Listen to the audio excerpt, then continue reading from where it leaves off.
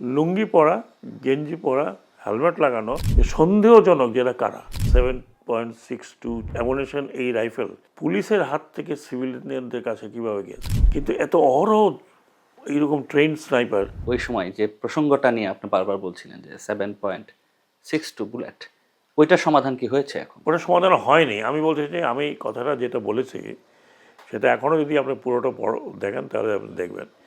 আমি গিয়েছিলাম আনসার ওদের দেখতে, ওদের মধ্যে গুলি টুলি মারছে অনেকে। হ্যাঁ, আনসারকে গুলি মেরেছে। তারপরে আমি যে কতগুলো ভিডিও দেখলাম, লুঙ্গি পরা, গেঞ্জি পরা, হেলমেট লাগানো, হাতে পুলিশের রাইফেল, দ্যাট ইজ পুলিশের কাছে 7.62 চাইনিজ রাইফেল টাইপ 39, তার মানে বুলেটটা হচ্ছে 39। এটা খুব একটা মারণাত্মক অস্ত্র, যেটা সাধারণত সমরাস্ত্র হিসেবে ব্যবহার হয়। এটাকে আমরা বলি প্রহিবিটেড বোর। পুলিশকে এই রাইফেলগুলো দেওয়া হয়েছে।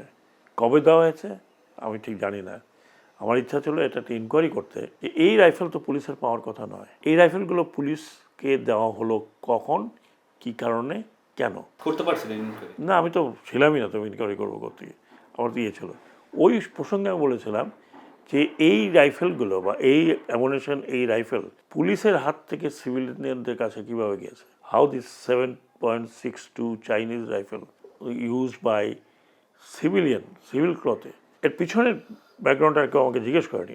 আমার কাছে এমনও ছবি আছে যে সন্দেহজনক যেটা কারা, এদের চেহারা, এদের মানে গঠন আমাদের মতো না। মনে হচ্ছিল যে, আমি তো বহিরাগত শব্দটা ব্যবহার করেছি।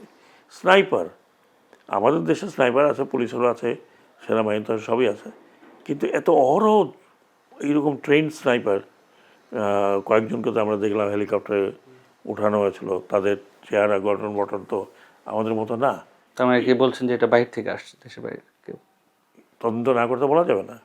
আমি তো তদন্ত করতে চেয়েছিলাম এগুলো।